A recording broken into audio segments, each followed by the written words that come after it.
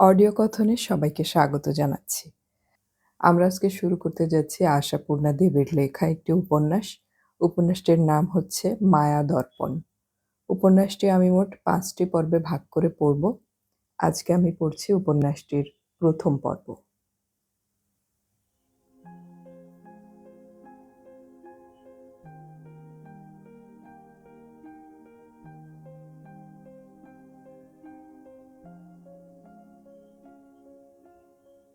ঘটনাটা নিতান্তই দৈব দুর্ঘটনা নাকি মানুষের ঘটানো, এ সন্দেহ কালীপুর গ্রামের সকলেরই ছিল। কিন্তু প্রহ্লাদের ভয়ে কেউ সে সন্দেহ ব্যক্ত করতে সাহস করত না। প্রথম দিন প্রহ্লাদের বউ জয়দুর্গা একবার ফস করে বলে বসেছিল, কুড়িয়ে অমনি পেলেই হলো, এক নজরেই তো বোঝা যাচ্ছে বড় ঘরের ছানা। ওই সোনার পুতুল মেয়েকে রাস্তায় ঘাটে ফেলে রেখেছিল তারা, চুরি করে এনেছ তাই বলো। তাই এই অসতর্ক উক্তির প্রতিফল সঙ্গে সঙ্গেই পেতে হয়েছিল জয়দুর্গাকে। ঠাস করে গালে একটা চড় বসিয়ে দিয়ে সাবধান করে দিয়েছিল প্রহ্লাদ, খবরদার বলছি, দ্বিতীয়বার যেন এ কথা না শুনি। গালের মাংস তাহলে গালে থাকবে না, ছিটকে গিয়ে চণ্ডীতলায় পড়বে। এইরকমই উগ্রচণ্ডা স্বভাব প্রহ্লাদের। বিরুদ্ধ বচন বরদাস্ত করার ক্ষমতা তার নেই। মেয়েটাকে এনে সে বলেছে, শেয়ালদার ওখানে ফুটপাতে বসে কাঁদছিল, দেখে মায়া হলো তাই নিয়ে চলে এলাম। এ কথা অতএব সকলকে মানতেই হবে, এই নিয়ম প্রহ্লাদের। প্রহ্লাদের আইন না মানলে আইন অমান্যকারীর গালের মাংস গাল থেকে ছিটকে গ্রামের শ্মশান চণ্ডীতলায় গিয়ে পড়া খুব একটা অসম্ভব কথা নয়। বেশি এগোলে শুধু গালের মাংস কেন, পুরো মানুষটাই চণ্ডীতলায় পৌঁছে যেতে পারে। জয়দুর্গা তার পূজনীয় স্বামীর স্বভাব সম্পর্কে অবহিত নয় তা নয়, তবু স্বামী হঠাৎ একটা সুন্দর ফুটফুটে মেয়ে এনে হাজির করায় সাংঘাতিক রকম বিচলিত হয়ে গিয়েছিল সে। বছর ১.৫-২ মেয়েটা, ভালো জামা জুতো পরা, দেখলে সত্যি বুঝতে ভুল হয় না ভালো ঘরের মেয়ে। এই মেয়েটাকে অমনি ফুটপাতে বসিয়ে কাঁদতে রেখে গিয়েছিল তার মা বাপ। হে কি ছেলের হাতের মোয়া! কথাটা আদৌ বিশ্বাসযোগ্য মনে হয়নি জয়দুর্গার। মুহূর্তে ধারণা করে ফেলেছিল সে, নির্ঘাত মেয়েটার গায়ে গহনা ছিল, আর তার পুণ্যবান স্বামীটি সেই গহনার লোভে কোনো ফাঁকে চিলের মতো ছোঁ দিয়ে। হ্যাঁ, এ স্বভাবও প্রহ্লাদের আছে। প্রহ্লাদের স্ত্রীর সে কথা অজানা নয়। যদিও প্রহ্লাদ হপ্তায় হপ্তায় কলকাতায় যায় ব্যাপারীদের কাছে মাল যোগান দিতে, এবং ওইটাই ওর প্রধান ব্যবসা, তবে সুযোগ পেলে এটা ওটা সরিয়ে ফেলাও তার দ্বিতীয় ব্যবসা। ওই সরিয়ে ফেলতে পারাকে অন্যায় বলে মনে করে না সে, বরং বাহাদুরিই মনে করে। আর সে বাহাদুরির গল্প জয়দুর্গার কাছে বেশ বাহাদুরির সঙ্গেই বলে। প্ল্যাটফর্মের বেঞ্চির ওপর ব্যাগ বসিয়ে রেখে বাবু সাহেব পায়চারি করে সিগারেট ফুঁকছেন বুঝলি, ফস করে এক ফাঁকে তুলে নিয়ে সেটা ফাওয়া করে দিলাম। সাহেব এখন কপাল চাপড়াচ্ছে আর গিন্নির কাছে গঞ্জনা খাচ্ছে। নয়তো কোনো অসতর্ক তরুণীর গল্প ফাঁদত। বুকে কাঁখে ছোট বড় গুচ্ছির প্যাকেট নিয়ে জামা কাপড়ের দোকান থেকে বেরোচ্ছেন দিদিমণি। দিলাম পেছন থেকে একটু ধাক্কা, ফস করে সরে এলাম সামনে। দিদিমণি ঘাড় ফিরিয়ে ধাক্কা মারিয়ে ছোট লোকটাকে রেগে গাল দিতে গেল। হাতের প্যাকেট খসে পড়ল, সরিয়ে দিলাম দু একটি। দিদিমণি আমার বাড়ি ফিরে যখন গুনতি মিলবে, হি হি হি। এমনি অনেক কিছু গল্প এবং কাণ্ড করত প্রহ্লাদ, যেগুলো আদৌ ধর্মকার্যের পর্যায়ে পড়ে না। যেমন শাল কাঁধে ফেলা বাবু যাচ্ছেন, লহমায় পেছন থেকে হাত সাফাই করে তার কাঁধের ভার লাঘব করে দিয়ে এলো প্রহ্লাদ। রেলগাড়িতে নিজের মালের বস্তা নামানোর সময় অন্যের দু একটা নামিয়ে নিয়ে এলো। মার খেয়ে হতে হলেও আগে আগে প্রতিবাদ করতে ছাড়তো না জয়দুর্গা। বলতো, গলায় দড়ি, আমার গলায় দড়ি, চোরের পরিবার হলাম শেষটা, এই আমার পরিচয়। এমন জানলে ঘর বসতের আগে বাপের বাড়ির দেশের পুকুরে ডুবে মরে থাকতাম। প্রহ্লাদ দরাজ হাসি হেসে ছোটখাটো মাপের বউটাকে টপ করে তুলে উঁচু করে বলতো, তা মরণের বাসনা জাগলে বরের ঘরেই বা বাধা কিসের? ক্লেশ স্বীকার করে পুকুরেই বা যাবি কেন? বলিস তো ধরে আছাড় দেই, দিব্যি ছাতু হয়ে যাবি। জয়দুর্গা লাফিয়ে ঝাঁপিয়ে আঁচড়ে কামড়ে ওর হাত ছাড়িয়ে নেমে পড়ে কাঁদতে কাঁদতে শাশুড়ির কাছে গিয়ে নালিশ জানাতো, বিদ্রোহের গলায় বলতো, পরের মেয়ের মাথা খেতে ওই রাক্ষস ছেলের বিয়ে দিতে গিয়েছিলে কেন? দাও আমায় বাপের বাড়ি পাঠিয়ে। শাশুড়ি বালিকা বউকে ভুলিয়ে ভালিয়ে ঠান্ডা করত, তেল ঝাল দিয়ে মুড়ি মেখে, নয়তো চিড়ের নাড়ু কি কুলের আচার হাতে দিয়ে বসিয়ে দিয়ে বলতো, কি করব মা, জন্ম গোয়ার ওটা, আমি চিরকাল ভোগে মরেছি, এবার তোকে ভুগতে হবে। মেয়ে মানুষ হয়ে জন্ম, সইব না বইব না বলে পালিয়ে গেলে তো চলবে না। এদিকে যতই গোয়ার হোক, মনটা ওর খুবই ভালো। জয়দুর্গা তবু তেড়ে তেড়ে বলতো, শুধু গোয়ার, চোরের অবতার না? মা হেসে ফেলতো। হেসে ফেলা ছাড়া আর গতি কি?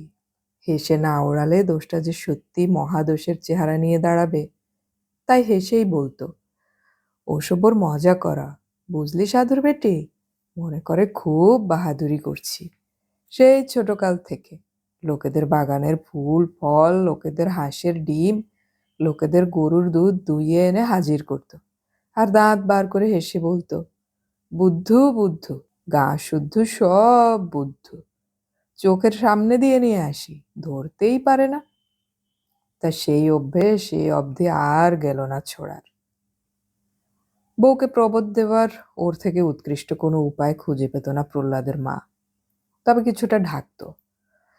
যারা ধরতে পারত, আর সেই ধরতে পারার প্রতিক্রিয়া স্বরূপ গালমন্দ করতে আসতো প্রহ্লাদের মার কাছে, প্রহ্লাদের মা যে তাদের বাপান্ত করত এবং শাসাতো, ও ছেলেকে চেনো না তোমরা, ওই এক ফোঁটা ছেলে তোমাদের পথে ধরে খুন করতে পারে, সেটা আর বলতো না।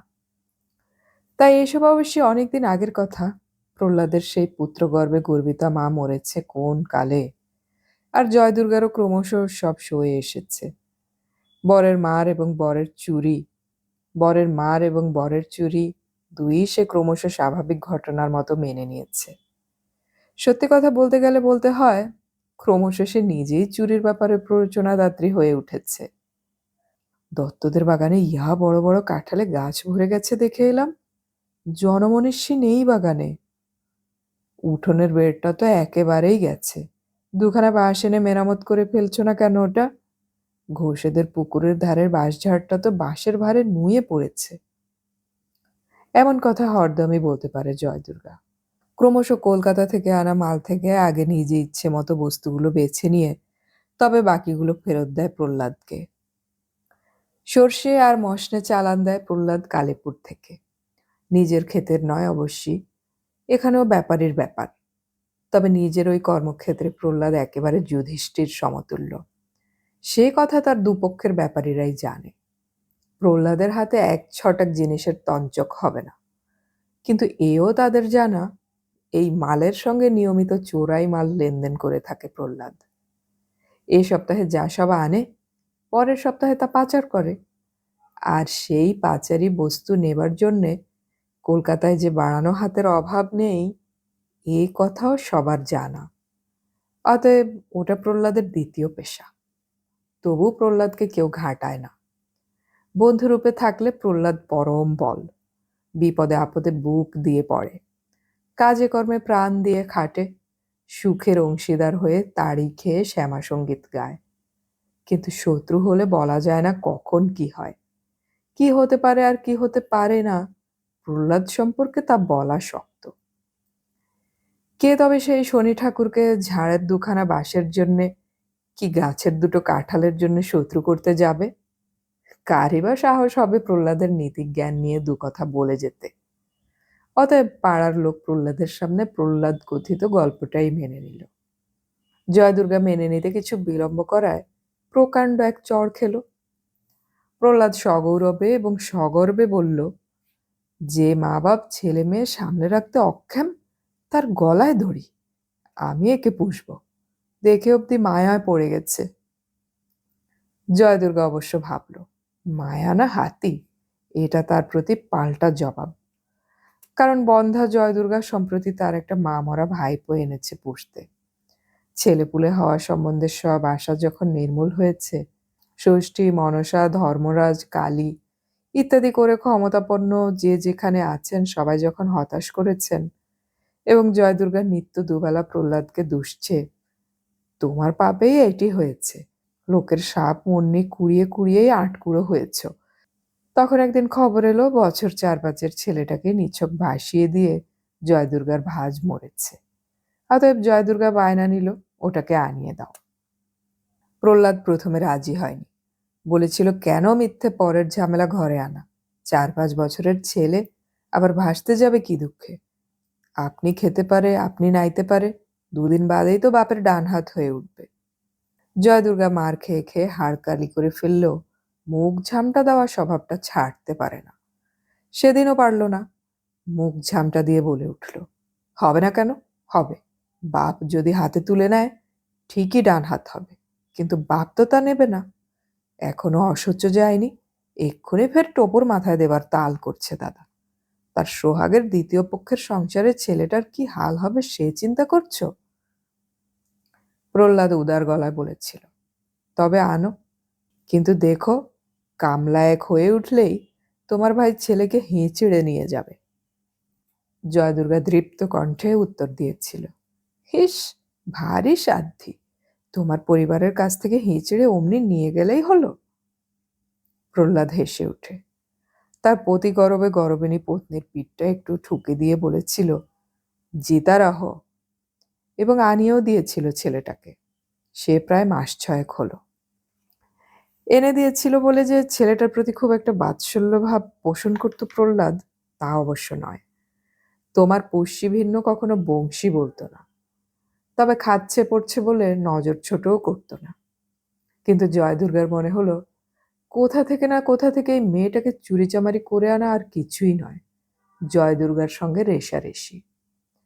তুই তোর ভাইপো পুষছিস, আমিও তবে একটা কুড়ুনি পুষি, তোর ভাইপো ভাত মারছে, আমারটাও 2 দিন পরে তার ভাগ্নিক। তবে মুখে সে কথা বলল না, কথাটা যে নিজ সেটা অন্তরে অন্তরে অনুধাবন করল। প্রহ্লাদ সম্পর্কে নিজ কথা বলতে বাধে, কিন্তু মনে এসে গেল মনের অগোচরে তো পাপ নেই। জয়দুর্গা নিজের মনের পাপের সম্পর্কে যুক্তি খাড়া করল, তা নয়তো হঠাৎ এখন কেন, এতকাল আমি একটা বাচ্চা বাচ্চা করে পাগল হলাম, তখন তো কই আনতে পারল না, ফুটপাতে বসে কাঁদছিল, ওটা তো সাজানো গল্প, স্রেফ চুরি, আজন্ম মানুষের জিনিস সরিয়ে এলো, এবার আজ তো একটা মানুষই সরিয়ে আনলো, কিন্তু আমার দরকারের সময় তো আনলো না, আমার সঙ্গে দেইজিপনা করতে আনলো। মেয়েটা তার বংশীর প্রতিদ্বন্দ্বী ভেবে জয়দুর্গা অমন ফুটফুটে মেয়েটার প্রতিও তেমন প্রসন্ন হলো না। অলিখিত আইনে 2 শিশু যেন দুজনের ভাগে ভাগ হয়ে গেল। অবশ্য মেয়েটাকে মানুষ করতে কি হলো না জয়দুর্গাকে? বাড়িতে একটা মেয়ে মানুষ থাকতে কচি ওই বাচ্চাটাকে কি নিজে প্রহ্লাদ দুধ খাওয়াবে, তেল মাখাবে, নাওয়াবে? ওসব জয়দুর্গার ঘাড়েই পড়েছিল। তবে প্রহ্লাদের আড়াল হলে জয়দুর্গা মেয়েটাকে নড়া ধরে তুলত, ঠুকে বসিয়ে দিত, আর দুধ খাওয়াবার সময় এদিক ওদিক তাকিয়ে পঞ্চমীর দুধের বাটি থেকে খানিকটা দুধ বংশীর দুধের বাটিতে ঢেলে দিত। হ্যাঁ, মেয়েটার নাম রেখেছিল প্রহ্লাদ পঞ্চমী, বলেছিল দুর্গা পঞ্চমীর দিন পেয়েছি, ওর নাম থাক পঞ্চমী। পঞ্চমী নামেই অতঃপর বাড়তে থেকেছে। কে জানে কাদের দুর্গা পঞ্চমীর দিনে হারিয়ে যাওয়া মেয়ে, যাদের হারিয়েছে তারা কত পাগল হয়েছিল, কি কি চেষ্টা করেছিল, সেই ইতিহাসের বাষ্পমাত্র এই কালীপুর গ্রামে এসে পৌঁছায়নি। অথচ কলকাতা থেকে 30 মাইল মাত্র দূরত্ব কালীপুরের। কিন্তু দূরত্ব তো শুধু মাইলের নয়, সভ্যতা থেকে অনেক দূরে আছে কালীপুর। এখানে খবরের কাগজ আসে মাত্র 3খানা, বাংলা কাগজ, একখানা স্টেশন মাস্টার মশাইয়ের ঠিকানায়, একখানা স্কুলের হেডমাস্টার বাবুর, আর বাকিখানা গ্রামের ডাক্তার বাবুর। ব্যাস, লোকে গিয়ে 2-একটা খবর শুনে আসে, যে যেখানে যাওয়া আসা করে। মেয়ে হারিয়ে ফেলে কে কবে পুরস্কার ঘোষণা করেছে, কি লোকের কাছে দয়া ভিক্ষে করেছে, কেউ শোনেনি। শুনলেও প্রহ্লাদকে ঘাঁটাতে সাহস করতো কিনা কে জানে। অতএব কলকাতার কোন এক ভদ্রলোকের একটি শিশু সন্তান কালীপুরের প্রহ্লাদ দাসের বাড়িতে মানুষ হতে থাকলো, পঞ্চমী নামের পরিচয় বহন করে। আর বাঘ মেজাজি হয়ে উঠল। পোষা মেয়েটাকে আর ছেলেটাকে নিয়ে 2 স্বামী স্ত্রীর কলহ কোঁদলটাও মন্দ হতো না। আমোদ করতে করতে লেগেও যেত ধুন্দুমার। জয় দুর্গা বলতো, মেয়ে তো নয় যেন সানাই বাসি, পথ থেকে কুড়িয়ে আনবার আর জিনিস পায়নি, সানাই এনেছে, সুর ধরলে আর রক্ষে নেই। প্রহ্লাদ বলতো, আহা, তাই বটে, বড্ড ভুল হয়ে গেছে। বাড়িতে অমন একখানা মোহন বংশী থাকতে আবার অন্য সুর আনা কেন? জয় দুর্গা বলতো, খাচ্ছে দাচ্ছে, মেয়ের গায়ে একটু গতি লাগে না, হাড় নেমো খারাম, শেরখানেক করে বটের আঠার মতন দুধ কোনখানে যে যাচ্ছে। প্রহ্লাদ বলতো, কোনখানে যে যাচ্ছে কানা অন্ধতেও দেখতে পাচ্ছে, চেকনায় ফুটিয়ে দিয়ে ধরিয়ে দিচ্ছে। জয় দুর্গা তেড়ে বলতো, বটে, আমি সব দুধ বংশীকে খাওয়াই? প্রহ্লাদ উদাস মুখে বলতো, আমি কারো নাম করে বলিনি, সেই যে কথায় আছে না, পড়ল কথা সভার মাঝে, যার কথা তার কানে বাজে, সেটা দেখালি তুই। তবে হ্যাঁ, শেঠের বাচ্চা বংশীর গতরটি দেখলে। দেখো, বংশীর গতর নিয়ে কথা বললে ভালো হবে না বলছি। পঞ্চমীর কথা নিয়ে কথা বললেও ভালো হবে না, সাবধান করে দিচ্ছি। আমি কারোর কথাই তুলিনি। তুললি তো, আদিক্ষেতা করতে এলি এখন। মেয়ে কেন মোটা হয় না বলি, খাওয়ালে দাওয়ালে মোটা হবে না তো খাদ্যবস্তু যাবে কোথায়? সত্যি খাওয়াতিস তো বাপ বাপ করে মাংস লাগতো, আমি কিছু বলি না তাই। নইলে আমি বুঝি না আমার শ্যামলের ওই বটের আঠার মতো আড়াইশের খনি দুধ কোথায় যায়। জয় দুর্গা ধেই ধেই করে উঠতো আর বলতো, বড়লোকের ঝি যে, ওদের খাওয়া মাখার প্রকাশ নেই বুঝলে। দেখো না পুজোর সময় বাবুদের বাড়ির ছেলে মেয়েদের, সব যেন পাকাটির গোছা, দেখলে মনে হবে জন্ম দুঃখে দুর্ভিক্ষের ঘরের ছেলে পেলে। খায় না ওরা? খায় দেয়, ভস্য কিটে উড়িয়ে নিয়ে যায়। বড় মানুষদের ঘরের রীতিই এই। তোমার সোহাগের পঞ্চমী নির্ঘাত কোনো বড় মানুষের। প্রহ্লাদ তেড়ে উঠত, হয়তো বউয়ের মাথাটা ধরে দেয়ালে দু চারবার ঠুকে দিয়ে বলতো, ব্যাস, আর একটি কথাও নয়, আর আসপদ্দা বাড়ালে জিভ টেনে ছিঁড়ে ফেলবো। পঞ্চমী আমার নিজের মেয়ে, এই ছাড়া আর দুখানা কথা যেন না শুনি। জয় দুর্গা তার বহু ঠক্কর খাওয়া, ধাক্কা খাওয়া, শক্ত মোটা হয়ে যাওয়া মাথাটায় হাত বুলোতে বুলোতে ব্যঙ্গ হাসি হাসত।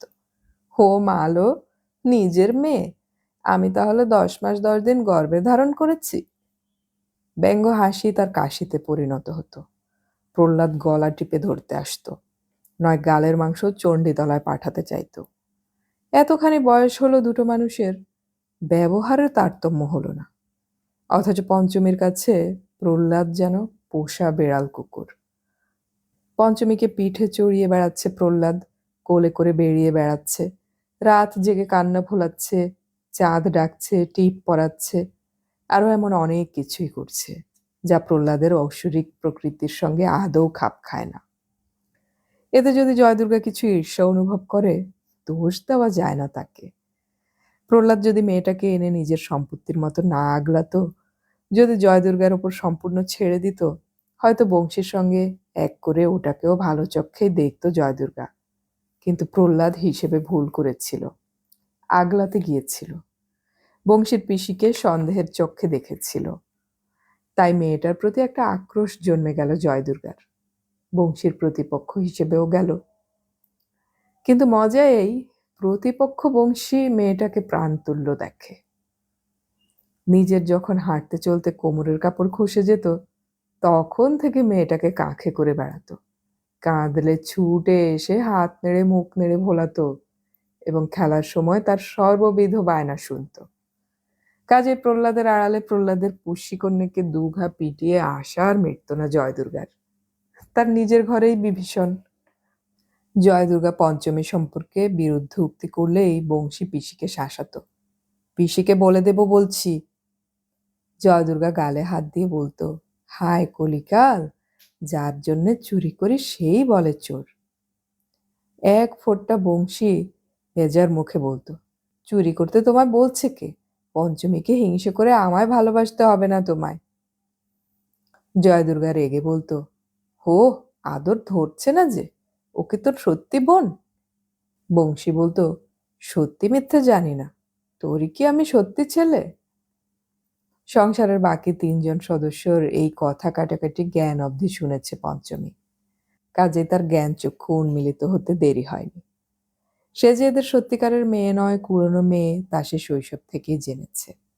হয়তো ভালোই হয়েছে, কারণ জয়দুর্গাও যদি মাতৃস্নেহে বিগলিত হয়ে তাকে আমার মেয়ে বলে সাতখানা প্রাণ ঢালত, তাহলে কি জ্ঞানচক্ষু থেকে রক্ষা পেত পঞ্চমী নামের ওই ছোট্ট মেয়েটা? পাড়ার লোকে সুযোগ সুবিধে পেলেই শুনিয়ে দিত না? তাতে বরং হয়তো বেশি আঘাতই পেত। এ একরকম গোড়া থেকেই শোয়া আছে। হঠাৎ বিচলিত হওয়ার অবস্থা ঘটেনি বলেই হয়তো পঞ্চমী কদাচিৎ একা বসে ভাবত, এদের যদি নই, আমি তবে কাদের? সত্যি দৈবাতই কখনো এই কথা ভেবেছে পঞ্চমী। মূল প্রকৃতিটাই তার হাসি খুশি, হালকা। প্রহ্লাদকে পিতৃতুল্য ভালোবাসার চক্ষেই দেখত সে, বংশীকে পিঠোপিঠি দাদার মতো, আর জয়দুর্গাকেও রাগী মা পিসির মতো। প্রহ্লাদ দাসের পরিবারের উপযুক্ত বেশভূষা, আহার বিহার, আচার আচরণেই যে মানুষ হচ্ছে সে, তাছাড়া আর কোন ভাব নিয়েই বা বর্ধিত হবে? জয়দুর্গাকে এড়িয়ে চলা, প্রহ্লাদের কাছে সর্ববিধ আবদার করা, আর বয়সে বড় কিন্তু বুদ্ধিতে ছোট বংশীকে শাসন করা, এই পঞ্চমের কাজ। আমি তবে কে? এ ভাবনা তাকে কাবু করেনি। বংশীর শিশু চিত্তে কিন্তু তার পিসির বাক্যাবলীর একটা প্রতিক্রিয়া ঘটেছিল। মেয়েটা আসা অবধি পিসির মুখে শুনত সে, বড় ঘরের মেয়ে, বড় মানুষের ঝি, সাহেবের বেটি। শুনত পিসি পিসেকে ঝংকার দিচ্ছে, তোমার ব্যবহারখানা কেমন? না তুমি যেন মাইনে করা চাকর, আর ও যেন তোমার মনিবের বেটি। পিসে হাসতো আর বলতো, থা মিথ্যে বলনি, বেটিকে কেমন সমীহ আসে। ছোট্ট বংশীর মনে এসবের প্রতিক্রিয়া না হয়ে কোথায় যাবে? সমীহ তারও আসত। পঞ্চমী অতএব এ বাড়িতে একটা বিশিষ্ট পোস্টের অধিকারিণী হয়েই বিরাজ করছিল। খেয়ে এবং খেলে, বকে এবং বকিয়ে, পাড়া বেরিয়ে এবং পাড়ার লোককে কড়া কড়া কথা শুনিয়ে অপ্রতিহত প্রতাপে দিন যাপন করছিল। কে আমি? সে কবে এসেছি এভাবে? এই প্রশ্ন তাকে পীড়া দিত না। পঞ্চমীর যখন বছর 7 বয়স, তখন প্রহ্লাদ একদিন তার ইচ্ছে ব্যক্ত করল, পঞ্চমীকে পাঠশালে ভর্তি করে দেব ঠিক করেছি। জয়দুর্গা গালে হাত দিয়ে বলল, পঞ্চমীকে পাঠশালে দেবে ঠিক করেছ? আর বংশীটা যে 10 বছরের বুড়ো দামড়া হয়ে রাত দিন খেয়ে খেলিয়ে বেড়াচ্ছে, কই তার বিষয়ে তো এ কথা উত্থাপন হতে শুনিনি। প্রহ্লাদ তার দীর্ঘ গোঁফের জোড়ায় হাত বুলোতে বুলোতে বলল, উত্থাপন করতে নিষেধও করিনি, যার পুষ্যি সে দিলেই পারত ভর্তি করে। জয়দুর্গা আর ধেই ধেই করল না। জয়দুর্গা কেঁদে ফেলল, এই কথা বললে তুমি? আমি যাব পাঠশালে ভর্তি করতে? প্রহ্লাদ ঝগড়াটা বোঝে, কান্নাটা তেমন বোঝে না। তাড়াতাড়ি বলল, ঠিক আছে, দুজনেই যাবে। এই এক হিংসুটি ঢুকেছিল আমার সংসারে, মনের গুণে জ্বলে মরল। এরপর প্রহ্লাদ দাসের বাড়ির 2টো পুষ্যি পাঠশালায় ভর্তি হলো।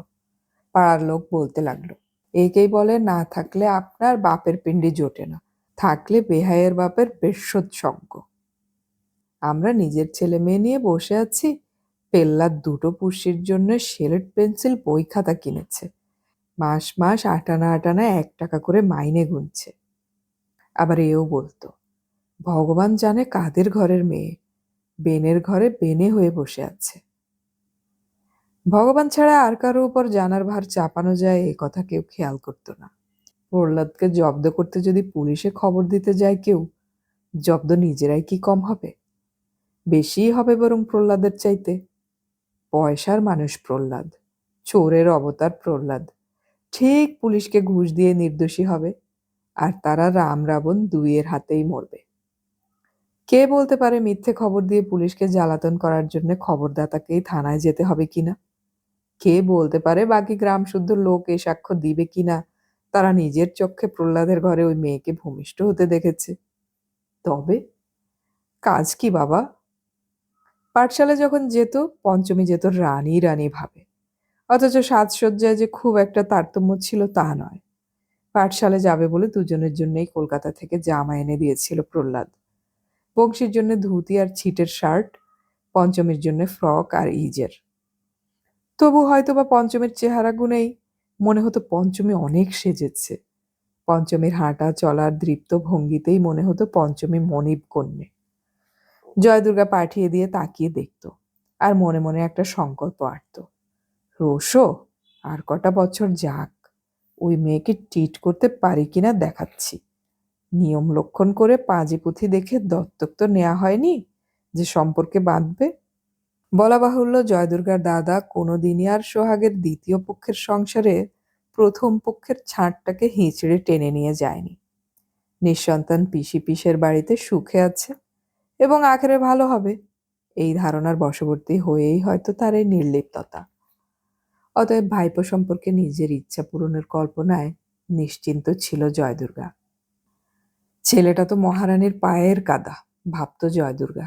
বিয়ে দিতে চাইলে গলে যাবে। বাড়ির কর্তাটিও আদরের কন্যাকে ঘর ছাড়া করতে হচ্ছে না দেখে রাজি হবে। মনুষ্য চরিত্রে অভিজ্ঞ জয়দুর্গা ভাবত, কাজেই বাধা আসবে না কোনোখান থেকে। তাছাড়া ওই পুরনো মেয়েকে বিয়ে দেবেই বা কোন ঘরে? আজন্ম গলায় গেঁথে মরতে হবে। আমাদের জাত গোত্তর, সে তো ওই মেয়েকে পুষেই ঘুচে গেছে।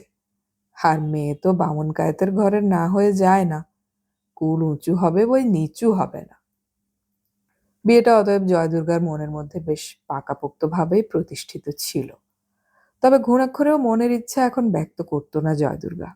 শুধু মুখরা মেয়েটা যখনই যথেচ্ছ কথা চালাতো, অথবা যখন মহারানীর ভঙ্গিতে মাথা উঁচু করে পাঠশালে যেত, বউ জব্দ করবার যত রকম প্রণালী জানা আছে জয়দুর্গার, সব একবার মনে মনে মুখস্থ করে রাখত। পঞ্চমীকে বউ করে কিভাবে ঢিঠ করবে সে স্বপ্ন দেখলেও আপাতত পঞ্চমীর কাছে নিজেই ঢিঠ হয়ে আছে জয়দুর্গা। চিরদিন জানে সে ভোরবেলা পাঠশালে যায় ছেলেপুলে ফেনা ভাত খেয়ে, কিন্তু রাজকন্যে বলেন, দূর দূর, সকালবেলা উঠে ভাত গিলবে কে? ভালো জিনিস কিছু দিবি তো দে পিসি, নইলে রাস্তায় লোকেদের গাছ মুড়িয়ে কলা শসা পেয়ারা ফুটি খেতে খেতে যাব। বংশীর দেখা দেখি পিষে পিষিই বলতো সে। প্রহ্লাদের একান্ত বাসনা সত্ত্বেও বাবা ডাকটা ডাকত না। জয়দুর্গা ওর সংকল্প শুনে চেঁচাতো, হোমা, আমি কোথায় যাব? বাঁদরের মতন লোকের গাছ মুড়িয়ে খাবে? বলতে হায়া হলো না? পঞ্চমী ঝংকার দিয়ে উঠত, হায়া আবার কিসের? ঘরে না জুটলেই লোকে পথে পথে খেয়ে বেড়ায়। ঘরে না জুটলে? ওরে লক্ষ্মী ছাড়া মেয়ে, এই বদনাম দিস তুই আমায়? খেতে দেই না তোকে? পঞ্চমী অম্লান বদনে বলতো, দিবি না কেন? 4টি ডাল ঢেলে দিবি, ভাত ঢেলে দিবি, যাতে পয়সা খরচ নেই। কেন, ভাত ছাড়া আর বস্তু নেই? কি বলিস রে বংশী? মুড়ি নাড়ু নারকোল তক্তি উঠে গেছে পৃথিবী থেকে? বংশী অবশ্য ফেনাবাদ জিনিসটাকে কিছুমাত্র অপ্রীতির চোখে দেখত না, বরং ওই জিনিসটা ছাড়া আর কোনো কিছুতেই জঠরাগ্নি শান্ত হতো না তার। কিন্তু পঞ্চমীর মান রাখতে স্পষ্ট বলতো, তাই তো, সেই কথাই তো ভাবি, কিন্তু পিসি সেসব দেবে প্রাণে ধরে? তবে রে লক্ষ্মী ছাড়া ছেলে। জয়দুর্গার রাগে অজ্ঞান হয়ে যেত। তুই নিজে বলিস না, ফেনা ভাত ছাড়া আর কিছুতে পেট ভরে না তোর? বংশী অনায়াসে বলতো, কখন আবার এ কথা বলতে গেলাম তোকে? স্বপ্ন দেখেছিস নাকি? জয়দুর্গা দুম দুম করতে করতে একরাশ মুড়ি নাড়ু নারকেল তক্তি আমসত্ত্ব এনে ধরে দিত। পঞ্চমী একগাল হেসে বলতো, এই তো লক্ষ্মী মায়ের মতো কাজ। গুছিয়ে কোঁচার খুঁটে বেঁধে নে বংশী, দিব্যি খেতে খেতে যাওয়া যাবে। বংশীকে দাদা বলাটা তার শখের ব্যাপার ছিল, বেশিরভাগই শুধু বংশী। বংশী অতঃপর খাদ্যবস্তুগুলো বেঁধে নিত। ওর কোঁচার খুঁটে বাঁধা থাকলে তুই গিলবি কি করে? জয়দুর্গা রেগে বলতো, ধিঙ্গি অবতার। তুই রাগের অবতার, আমি ধিঙ্গি অবতার, বলে হি হি করে হাসতে হাসতে ফ্রক দুলিয়ে চুল উড়িয়ে বেরিয়ে পড়তো পঞ্চমী। পিছন পিছন বংশী এগোতো দুজনের বই সেলেট এবং খাবার বয়ে। পাঠশালা অবশ্য যথাযথ সময়ে কোনোদিনই পৌঁছাতো না ওরা। খেতে খেতে এবং গল্প করতে করতে যাবে বলে ইচ্ছে করে ঘোড়াপথ ধরত। কোনোদিন পিসির মেজাজ নিয়েই অনেক হাসি গল্প হতো। কোনোদিন কাদের গাছের পেয়ারা মিষ্টি আর কাদের গাছের কষা, তাই নিয়ে গবেষণা হতো। আবার কোনো দিন অলসভাবে মুড়ি চিবোতে চিবোতে পঞ্চমী উদাস প্রশ্ন করত, আচ্ছা বংশী, তোর কি মনে হয় বল দেখি, কাদের মেয়ে আমি? কেনই বা তারা রাস্তায় বসিয়ে রেখে গিয়েছিল? বংশী করুণ ভাবে বলতো, ওসব কথা ভেবে মন খারাপ করিস নে পঞ্চমী। পঞ্চমী সেইভাবেই বলতো, মন খারাপ নয়, তবে মাঝে মাঝে ভাবি আর অবাক হই, কতটুকুই বা ছিলাম আমি বলতো? কত চেষ্টা করি, কিছুতেই মনে করতে পারি না। বংশী হেসে উঠত, বলতো মনে পড়বে কি, তখন তো তুই এতটুকুন। আমারই নিজের ঘর বাড়ির কথা মনে পড়ে না, তবু তো শুনি 4-5 বছর বয়স ছিল আমার। পঞ্চমী নিঃশ্বাস ফেলে বলতো, তবু তো তোর জানা আছে কোথাও তোর একটা বাড়ি আছে, বাপ আছে। বংশী ভেবে পেত না কি বলে পঞ্চমীকে সান্ত্বনা দেবে, তাই হঠাৎ রাগ দেখিয়ে বলতো, অমন বাপ থেকেই বা কি, আর না থেকেই বা কি, তোর তো তবু নেই বলে শান্তি। পঞ্চমী বলতো, শান্তিটা কেমন জানিস বংশী? যেন পুকুরের ওই কলমিলতার মতন, ওপরে সবই আছে, কিন্তু টানলে দেখ হাতে উঠে আসছে, কোনোখানে শেকড় আটকে নেই। মাঝে মাঝে এরকম দার্শনিক কথা বলতো 8-9 বছরের পঞ্চমী, কিন্তু সেটা মাঝে মাঝেই। অধিকাংশ দিনেই দেরি করে পাঠশালায় যেত, বকুনি খেয়ে চোটপাট করত, সহপাঠীদের জ্বালিয়ে খেত, আর বাড়ি ফিরে দুধ দাঁড়িয়ে হাতের জিনিস ফেলে ছেড়ে চিৎকার করত, পিসি, শিগগির, পেটের মধ্যে আগুন জ্বলছে, কি রেঁধেছিস? মাছে গুচ্ছির ঝাল দিসনি তো? সকালে যেমন ভাতে নারাজ, দুপুরবেলা তেমনি ভাতই চাই পঞ্চমীর। তখন জয় দুর্গা রান্না হয়নি বলে অন্য কিছু এনে সামনে ধরে দিলে, খাবো না, কিচ্ছু খাবো না বলে দুমদুম করে চলে গিয়ে উঠোনের পেয়ারা গাছটায় উঠত পঞ্চমী। যদিও গাছটায় পেয়ারা বলতে কিছুই থাকতো না, কারণ ফুল ধরতে না ধরতেই তো 2 বাঁদর ওই গাছেই আছে। জয় দুর্গা রেগে পাড়া মাথায় করত, বেশ করব, যখন ইচ্ছে ভাত রাঁধবো, না খাস উপোস করে থাকবে। আমি যেন ওর 7 জন্মের কেনা বাঁধি, তাই যা হুকুম করবেন তাই করতে হবে। কেন, কিসের জন্যে? পারবো না আমি, কোথাকার কার মেয়ের দাসীবৃত্তি করতে করতে। সাধারণত এই সময় প্রহ্লাদ থাকতো না, কিন্তু দৈবাত যদি থাকতো আর শুনতে পেত, তাহলেই লেগে যেত ধুন্দুমার। গোপ মোচড়াতে মোচড়াতে তেড়ে আসতো আর বলতো, তুই করবি না, তোর বাপ করবে, ও যা বলবে তাই শুনবি। এরপর যা বাক্যস্রোত বইতো সে কথা না বলাই ভালো। শেষ পর্যন্ত জয় দুর্গা কাঁদতো আর ভাত রাঁধত। বংশী আর পঞ্চমী খেতে বসতো। পঞ্চমী গম্ভীরভাবে বলতো, পিসের সঙ্গে ঝগড়া করে মরিস কেন বলতো পিসি? জানিস তো সেই হারবি আর কাঁদবি। জয় দুর্গা জ্বলন্ত চোখে ওর দিকে তাকাতো আর ভাবতো, আর 2 বছর যেতে দে হারামজাদি। কিন্তু জয় দুর্গার বড় বাসনার সেই 2 বছর আর গেল না। তার আগে জয় দুর্গাই গেল। হঠাৎ কদিনের জ্বরে ওই পাথরকুচির মতো মানুষটা মরেই গেল। আর আশ্চর্যের কথা, জয় দুর্গার নিজের ভাইপোর চেয়ে অনেক বেশি কাঁদল পঞ্চমী। কেঁদে কেটে মাটি হতে লাগলো। আর তেমনি কাঁদল প্রহ্লাদ। দীর্ঘ দাম্পত্য জীবনের চিরদিনই শেষ অব্দি জয় দুর্গাই হেরে মরেছে আর কেঁদেছে। এই প্রথম জিতল, মরে হারিয়ে গেল প্রহ্লাদকে। বাঘ মেজাজি প্রহ্লাদ পরিবারের শোকে কাঁদল।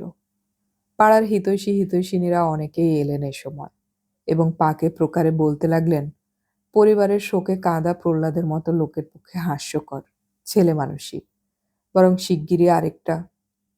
দক্ষ ঠাকুরুন তো বলেই বসলেন, বউয়ের সঙ্গে তো রাত দিন চুলোচুলি করেই মরেছিস প্রহ্লাদ, এখন আর মায়া কান্না কেন বাপু? তার থেকে শান্তশিষ্ট একটা মেয়ে দেখে আবার সংসার কর। প্রহ্লাদ রক্ত চক্ষে তেড়ে উঠল, কড়া গলায় বলল, আপনারা দয়া করে স্বস্থানে প্রস্থান করবেন। বেশি কথা বাড়ালে মান রাখতে পারবো না, তা বলে দিচ্ছি। প্রহ্লাদ দাসকে চেনেন নাকি চেনেন না? এরপর আর কে তার ভিটায় পা রাখবে? পাড়ার লোক কোনো দিনই বিশেষ এই ঝগড়াটে স্বামী স্ত্রীর বাড়িতে আসতো না, এখন একেবারেই ঘুচল। তবু কৌতূহল বড় জিনিস। জয় দুর্গার অভাবে পঞ্চমী আর বংশী যখন বাসনের গোছা নিয়ে পুকুর ঘাটে যায়, সেই দক্ষ ঠাকুরানী ডেকে ডেকে প্রশ্ন করেন, তোদের রান্না করে কে রে? বংশী কিছু বলার আগেই পঞ্চমী বলে ওঠে, সে খবর জেনে লোকের যে কি উপকার হবে তাও তো বুঝি না, না খেয়ে পড়ে নেই অবশ্যই। দক্ষ ঠাকুরন ক্রুদ্ধ গর্জনে বলেন, এক ফোঁটা মেয়েটার কটকটানি দেখো, বলি এত তেজ এত আস্পর্ধা কিসের লো? তবু যদি মা কাকের বাসায় কোকিল হতিস। পঞ্চমী জোরে জোরে বাসন ঘষতে ঘষতে হেসে উঠে বলে, কোকিল আমি হতে যাব কেন বামুন ঠাকুমা? আপনিই কোকিল, গলাতেই মালুম হচ্ছে, রঙ্গেতেও। হ্যাঁ, এরকমই কথাবার্তা পঞ্চমীর, বেপরোয়া, দুঃসাহসী। প্রহ্লাদ দাসের আত্মজ নয় সে, তিন কুলের কেউ নয়। তবু প্রহ্লাদ দাসের মেজাজটি বসানো। এ কি প্রহ্লাদের ভাতের গুণ? কিন্তু সে গুণ একা ওকেই বর্তাচ্ছে কেন? কই, বংশীর মেজাজে তো সে গুণ বর্তায়নি। বংশী তো ভীরু ভীরু ভালো মানুষ, যার জন্য পঞ্চমী বলে, আর জন্মে তুই বোধহয় মেয়ে মানুষ ছিলি বংশী। তা মেয়ে মানুষের মতন কাজকর্মও করে বংশী। পাঠশালা মাথায় উঠেছে তার, রান্না বান্নায় সার হয়েছে। অবশ্য সঙ্গে সঙ্গে পঞ্চমীরও। পঞ্চমী কুটনু কুটে দেয়, বাটনা বেটে দেয়, শাক বেছে দেয়, আর নিত্য বায়না করে আমি রাঁধব। পাড়া গায়ে 10-11 বছরের মেয়ের রান্না করা খুব একটা আশ্চর্য ঘটনা নয়। মায়ের অসুখ করলে কি মা আতুর ঘরে গেলে আরো ছোট থেকেই রান্নায় রপ্ত হয়ে যায় তারা। প্রহ্লাদে আগুনের ধারে যেতে দেয় না পঞ্চমীকে। সকালে বংশী চালায়, সন্ধ্যায় সে নিজে। কিন্তু সেই দৈত্যের মতো লোকটা আজকাল যেন কেমন হয়ে গেছে। সর্বদা কি যেন ভাবে, আর যেন কিসের দংশন খায়। এতদিন পরে কি বিবেকে সে কামড় দিচ্ছে প্রহ্লাদ দাসকে? তাই বারে বারে একটা বিস্মৃত প্রায় ছবি স্পষ্ট হয়ে উঠে চোখের সামনে ছায়া ফেলছে। সে কি ছবি? রাস্তায় আসন্ন পুজোর ভিড়, ছোট্ট কোনাচে একটা পার্ক, অনেকগুলো মানুষের জটলা সেখানে। আইসক্রিমওয়ালা এসেছে, একটা ফুচকাওয়ালা তার গৌরবময় সম্ভার নিয়ে অনেকখানি ভিড় জমিয়ে কেনাবেচা করছে। আর রয়েছে রেলিংয়ে গা ঘেঁষে বাচ্চাদের ঠেলা গাড়িতে একটা সোনার পুতুলের মতো বাচ্চা। হ্যাঁ, একা। বোধ করি তার তদারকিতে ভারপ্রাপ্ত কর্মচারীটি ওই ফুচকার আকর্ষণে বিভ্রান্ত হয়ে ওই ভিড়ে মিশে দাঁড়িয়ে পড়েছে। প্রহ্লাদও তো ওই আকর্ষণেই এসেছিল। ফেরার ট্রেনের তখন একটু দেরি ছিল।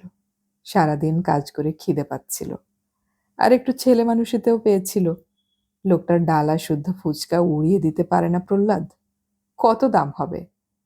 হঠাৎ ছেলে মানুষই ভেসে গেল লোভের ঢেউয়ে। গাড়িতে বসা ওই সোনার পুতুলটার গোল গোল মোটা মোটা দুগাছি সোনার বালা যেন প্রহ্লাদের দুই চোখে বিদ্যুতের শিহরণ হানল।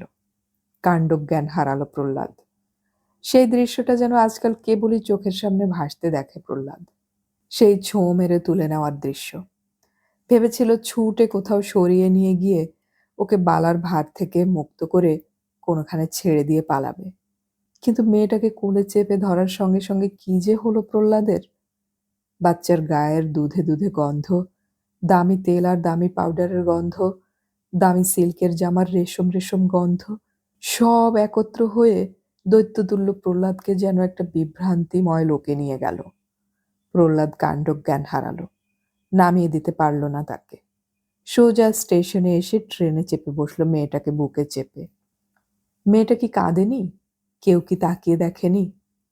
কেঁদেছিল বই কি, পরিত্রাহী কেঁদেছিল। কিন্তু তাকিয়ে দেখবে কে? কালো মুস্কো চাকর বাকরের কোলে সুন্দর ফুটফুটে বাচ্চা কাঁদছে। এই দৃশ্য কি শহরের রাস্তায় বিরল? কেউ তাকিয়ে দেখেনি। ছেলের কান্না ভোলানো প্রহ্লাদের জীবনের ইতিহাসে নেই। তবু যতদূর পারল চেষ্টা করল, আর সহসা প্রহ্লাদের গোঁফ জোড়াটা রক্ষা করল প্রহ্লাদকে। হঠাৎ একসময় গম্ভীর হয়ে গিয়ে মুঠোয় চেপে ধরে টান দিল মেয়েটা।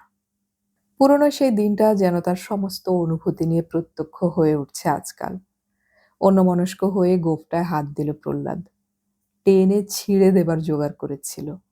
তবু নীরবে সহ্য করেছিল প্রহ্লাদ মেয়েটার নীরবতার পুলকে। বুদ্ধি করে সেকেন্ড ক্লাসে উঠে পড়েছিল সেদিন প্রহ্লাদ, পাছে গাড়িতে নিত্য দেখা লোকদের সঙ্গে দেখা হয়ে যায়। এই গাড়ির সহযাত্রীদেরও সন্দেহ ভঞ্জন আবশ্যক।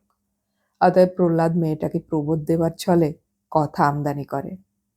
খুকু লক্ষ্মী হবে, সোনা হবে, আর কাঁদবে না, খুকুর বাবা স্টেশনে নিতে আসবে। একজন বলে উঠেছিল, ভাগ্নি বুঝি? প্রহ্লাদ ঘাড় নেড়ে সম্মতি জানিয়েছিল। অতটুকু বাচ্চা মা সঙ্গে নেই? প্রহ্লাদ ঘাবড়ায়নি। প্রহ্লাদ করুণ গলায় বলেছিল, ভগবানের ওই বিচার। 2 মাসের জন্য এসেছিল বোন। ভদ্রলোক থতমত খেয়ে চুপ করে গিয়েছিলেন। প্রহ্লাদ মনে মনে কৌতুকের হাসি হেসেছিল। কিন্তু এই 9-10 বছর পরে জীবনের হিসেব নিকেশ করতে বসে আর হাসছে না প্রহ্লাদ। পঞ্চমী যখন পুকুর ঘাট থেকে বাসনের গোছা মেজে এনে নামাচ্ছে, প্রহ্লাদ ভাবছে কি করেছি আমি।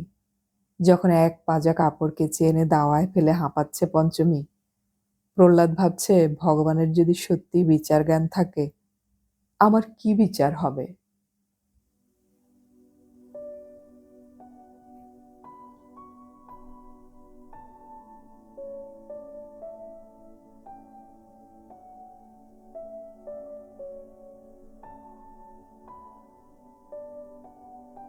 এতক্ষণ আমি পড়ে শোনালাম আশাপূর্ণা দেবীর লেখা উপন্যাস মায়া দর্পণ এর প্রথম পর্ব। উপন্যাসটির বাকি পর্বগুলো আমরা খুব শীঘ্রই আপলোড করার চেষ্টা করব, শোনার আমন্ত্রণ রইল। পরবর্তী পর্ব আপলোড হওয়ার সাথে সাথেই নোটিফিকেশন পেতে হলে আমাদের সাবস্ক্রাইব বাটনের পাশের বেল আইকনটি চেপে রাখুন। অডিও কথনে আমাদের গল্প পাঠ ভালো লাগলে চ্যানেলটি সাবস্ক্রাইব করে রাখুন এবং বন্ধুদেরকে শেয়ার করুন। আমাদের গল্প পাঠ এবং উপন্যাসটি আপনাদের কেমন লাগছে তা কমেন্টে অবশ্যই জানাবেন। আপনাদের প্রতিটি কমেন্ট আমাকে খুবই অনুপ্রাণিত করে। গল্প পড়ি, গল্প শুনি, বাংলা গল্প ছড়িয়ে পড়ুক সবখানে।